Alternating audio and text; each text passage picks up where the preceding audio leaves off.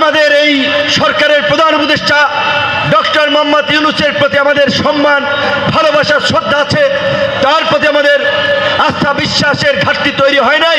কিন্তু যেহেতু কিছু কিছু উপদেষ্টার কর্মকাণ্ড নিয়ে প্রশ্ন উঠেছে, এমনকি গতকালকেও এই যে রাতভর যে গুজব এবং বিভ্রান্তি ছড়ানো হলো ডক্টর ইউনূস পদত্যাগ করবেন, তিনি এগুলো তার ভালো লাগছে না।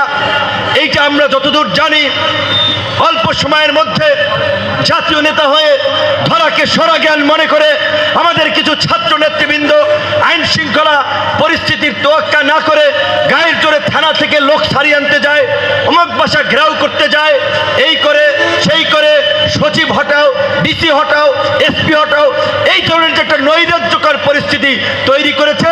প্রধান উপদেষ্টা ওই সমস্ত তরুণ নেতৃবৃন্দকে ডেকে বলেছে, তোমরা সংযত হও। যেই জাতীয় ঐক্য এবং সংহতির মধ্য দিয়ে এই অন্তর্বর্তীকালীন সরকার গঠিত হয়েছে, সেখানে এই কতিপয় ছাত্র যুবক তরুণরা জাতীয় ঐক্য এবং সংহতির বিনষ্ট করে নানান ধরনের বক্তব্য এবং কর্মকাণ্ডের মাধ্যমে একটি বিভাজন তৈরি করছে, বিদ্বেষ ছড়াচ্ছে। জামাত রাজাকার, অমুকে বাংলা স্যার, অমুক দল, এই করে এই সমস্ত একটা বিভ্রান্তিকর পরিস্থিতি তৈরি করেছে, যার ফলে রাজনীতির মাঠ কিছুটা উত্তপ্ত হয়েছে। বিশেষ করে ঢাকা মহানগর দক্ষিণের মেয়র আদালত ঘোষণা করেছে ইশরাক হোসেনকে। সেটি যখন এই এনসিপির নেতা ছাত্র উপদেষ্টা আসিফ যখন ইশরাককে বসতে দেবে না, এখন বিএনপি একটা বড় দল, তাদের যদি আদালত রায় দেয়, সরকারের একজন উপদেষ্টা যদি সেটার বিরুদ্ধে যায়, সেটা তো বিএনপি মেনে নেবে না। যার ফলে ঢাকায় কয়েকদিন ব্যাপী আন্দোলন হয়েছে। তাহলে এই পরিস্থিতিটা কে তৈরি করলো? এই নাবালক পোলাপান, এই উপদেষ্টা। এই কারণে আমরা বলেছি পরিষ্কারভাবেই অভিজ্ঞ ম্যাচিউর ব্যক্তি, দূরদর্শী ব্যক্তিদের নিয়ে এই উপদেষ্টা পরিষদ পুনর্গঠন করেন এবং আপনারা সাধারণ মানুষ হন, রাজনৈতিক নেতা হন, দেশের ভালো মন্দের দায়িত্ব প্রত্যেকটি নাগরিকের।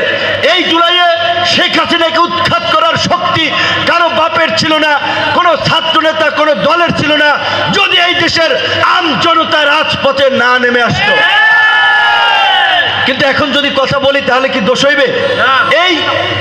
এই 2-3 দিন আগে গুলিবিদ্ধ আহত কয়েকজনকে থাইল্যান্ড পাঠানো হয়েছে। তার জীবনটা শেষ করে এই 9 মাস পরে তাকে চিকিৎসার জন্য পাঠানো হয়েছে। তাকে কেন 9 মাস পরে চিকিৎসার জন্য পাঠানো হলো? কেন তাকে প্রথম 1 মাসেই পাঠানো হলো না? কয়টা ছেলে আহত ছিল? যদি 100 ছেলের পেছনে 1 কোটি করে টাকা খরচ যেত, 100 কোটি টাকা। আরে ভাই, এই রাষ্ট্রের হাসিনার আমলে ওই বসুন্ধরা হাজার হাজার কোটি টাকা লুটপাট করে পাচার করেছে। ওই সালমানের রহমান একাই 36,000 কোটি টাকা পাচার করেছে। ওই পিকে হালদার একাই 10,000 কোটি টাকা পাচার করেছে। আর আজকে যাদের রক্তের বিনিময়ে জুলাই, যাদের রক্তের বিনিময়ে আজকে আমরা এই নির্বিঘ্নে সভা সমাবেশ করতে পারছি, আজকে যদি হাসিনার পতন না হতো, এই সভা সমাবেশ আমরা এইভাবে করতে পারতাম? ছাত্রলীগ, যুবলীগ, পান্ডা লীগ, ঝান্ডা লীগ এসে ঝামেলা করতো, পুলিশকে দিয়ে বলতো অনুমতি নাই, গ্রেপ্তার করে গাড়িতে তুলতো। এই কৃতজ্ঞতা তো এই মানুষের প্রতি আমাদের স্বীকার করতে হবে। কাজী এই জুলাই বিপ্লব নিয়ে ধান্দাবাজি, চেতনাবাজির রাজনীতি করবেন না। যদি ধান্দাবাজি, চেতনাবাজির রাজনীতি করেন, ওই যে পাবলিক বোতল মারা শুরু করছে, ওইটা কিন্তু আরো সামনে চলবে। আমরা ডক্টর মোহাম্মদ ইউনূসকে বলবো, আপনি যদি কোনো সমস্যা বোধ করেন, আপনি যদি রাষ্ট্র পরিচালনায় কোনো চ্যালেঞ্জ বোধ করেন, সমস্ত রাজনৈতিক দলের শীর্ষ নেতৃবৃন্দকে আপনি ডাকেন, তাদের সাথে খোলামেলা আলোচনা করেন।